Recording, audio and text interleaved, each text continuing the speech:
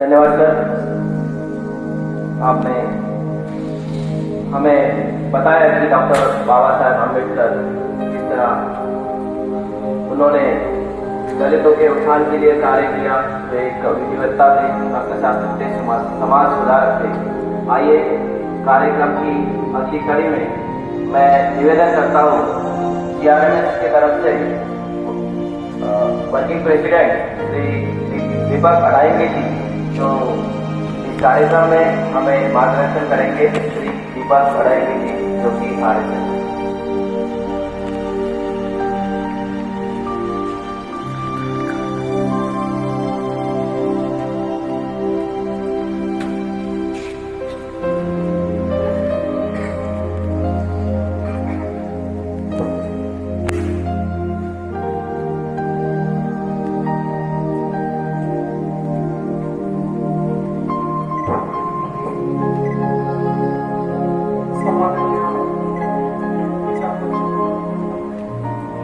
विश्व को शांति, करुणा, भाईचारे का संदेश देने वाले तथागत भगवान गौतम बुद्ध, महाराष्ट्र के आराध्य देवत छत्रपति शिवाजी महाराज, संत कबीर, ज्योतिबा फुले, संत रविदास जी, माता रमाई, माता भीमाई, माता जिजाई, संत गाड़गे बाबा, यह सब महापुरुषों को मैं नमन करता हूँ। विचार मंच पर विराजमान परमादरणीय DRM साहब, DRM साहब तकनीकी, DRM साहब नंदासनी, हमारे सीनियर DPO साहब, DPO साहब और सीनियर DCM साहब और सभी बैठे हुए ऑफिसर, सभी ब्रांच ऑफिसर और सभी जूनियर के पदाधिकारी और मेरे सब DRM ऑफिस के और सभी देखो चाहे गए भाई लोग बहनों, मैं आप सभी को यह धन्यवाद देता हूँ। आप आपका अमूल्य समय निकाल कर यहाँ उपस्थित हैं। भाई लोग बहनों, आज हम जिस महान ऐसे व्यक्ति के बारे में सोचने जा रहे हैं या उनका अभिवादन करने जा रहे हैं जो भारत के मध्य विधाता है एवं स्त्रियों के मुक्तिदाता, भारतीय गणतंत्र के शिल्पकार डॉक्टर बाबा साहब अम्बेडकर, उनकी हम 66वीं पुण्यतिथि आदरांजलि को अर्पण कर रहे हैं। डॉक्टर बाबा साहब अम्बेडकर यह देश के नेता थे। बाबा साहब कहते हैं मैं प्रथम भारतीय हूँ तथा अंत में भारतीय हूँ।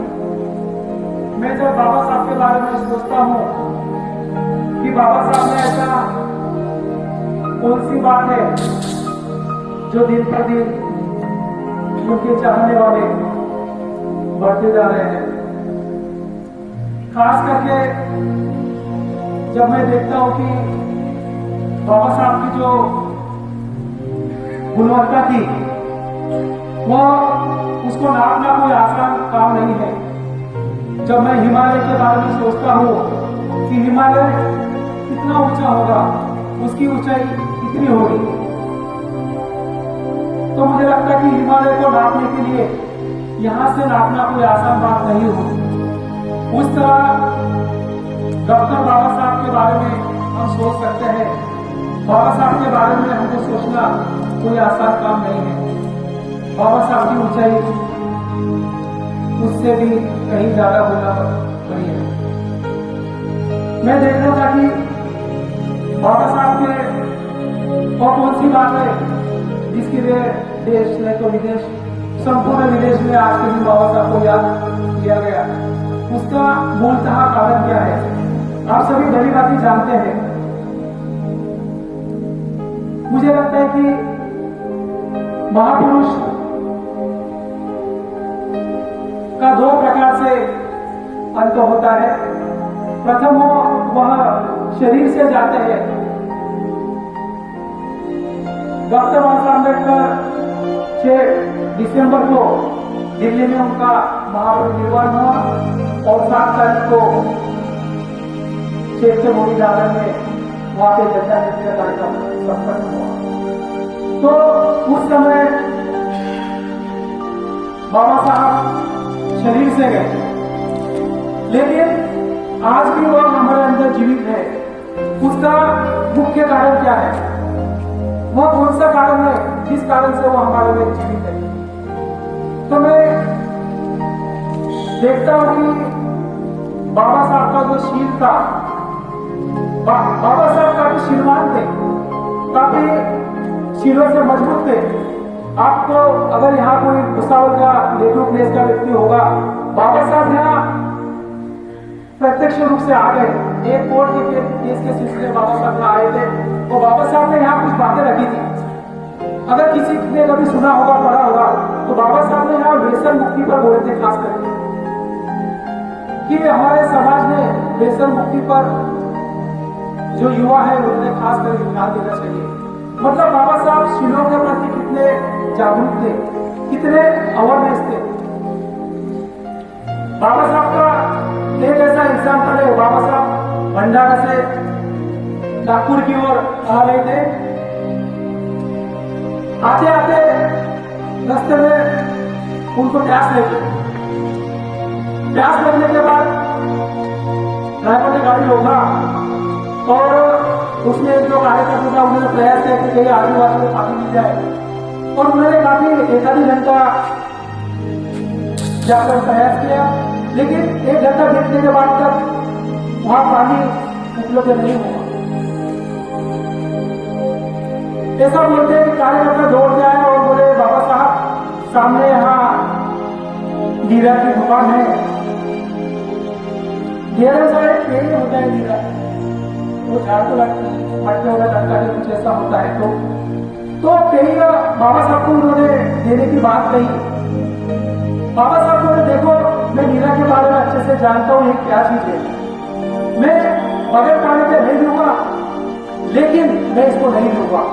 अगर मैंने ये नीरा इस समय पी लिया तो मेरे लोग भी शराब पीना चालू कर देंगे, इसलिए मैं ये नीरा नहीं लूंगा। तो हम लोग जान सकते हैं कि बाबा साहब शीलों के प्रति कितने गहन थे, शीलों को कितना तवज्जो देते थे।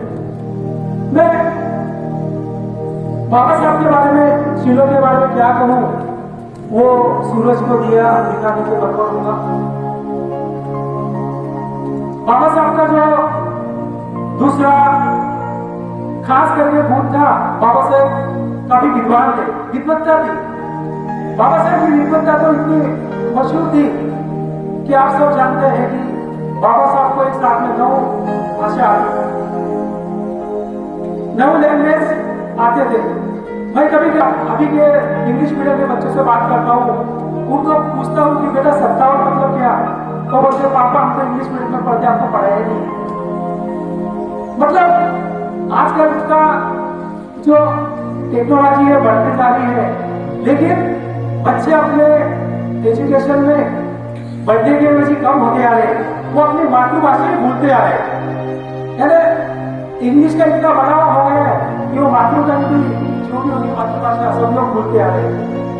लेकिन बाबा साहब का ऐसा था कि अपनी मातृभाषा के साथ में और 8 के 9 लैंग्वेज में उनकी अच्छी कमांड थी। इसके साथ में बाबा साहब ने करीब 32 डिग्रियां बाबा साहब ने हासिल किया था। बाबा साहब इतने विद्वान थे कि ऐसा बोलते, जब वो विदेश में गए तो जो 8 साल का एजुकेशन था वो 2 साल और 3 महीने उन्होंने पूरा किया। वो लाइब्रेरी में कोई डिसिप्लिन था कि उस लाइब्रेरी में कोई खाना ना खाए, सभी लोग बाहर जाके खाना खाए। लेकिन बाबा साहब के पास में वो 1 घंटे का समय भी नहीं था कि बाबा साहब 1 घंटा जाकर